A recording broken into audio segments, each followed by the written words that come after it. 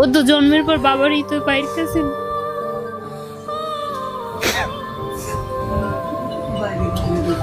সে অনেক অনেক ভবিষ্যতে অনেক কিছু করবে, অনেক কিছু সন্তানের নিয়ে ভাবছে।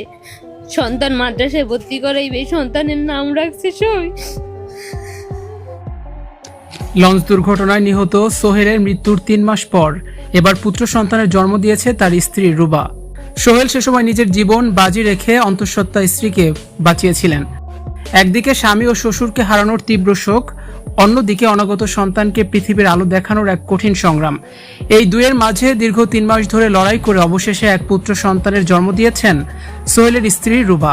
গত মার্চ মাসে লঞ্চের চাপে পিষ্ট হয়ে মারা যাওয়া বরিশালের মেহেন্দিগঞ্জের যুবক সোহেলের স্ত্রী রুবা। সোহেলের দেওয়া নাম অনুযায়ী নবজাতকের নাম রাখা হয়েছে মোহাম্মদ রাইয়ান।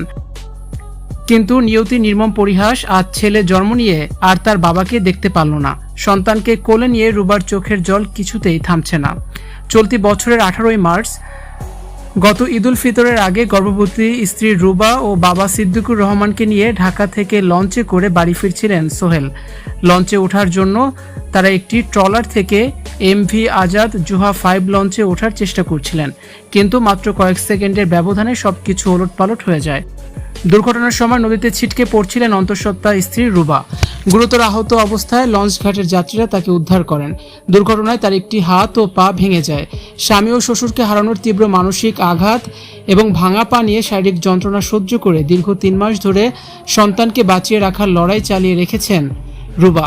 অবশেষে গতকাল ভোরে বরিশালে নিজের বাবার বাড়িতে স্বাভাবিক প্রসবের মাধ্যমেই এই পুত্র সন্তানের জন্ম দিয়েছেন তিনি। নবজাতককে কোলে নিয়ে বারবার স্বামীর স্মৃতি মনে করে কান্নায় ভেঙে পড়েন রুবা।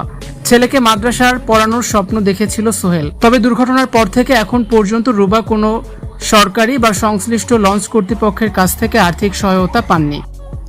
এমনকি তার চিকিৎসায় যা খরচ হয়েছে তা পরিবারের পক্ষ থেকে চালানো হয়েছে। সোহেলের স্ত্রী বলেন, আমার ভবিষ্যৎ তো যেমন হয়েছেই, আমার সন্তানের দিকে যেন সবাই তাকায়, পাশে থাকে, অর্থ দিয়ে সহায়তা করে।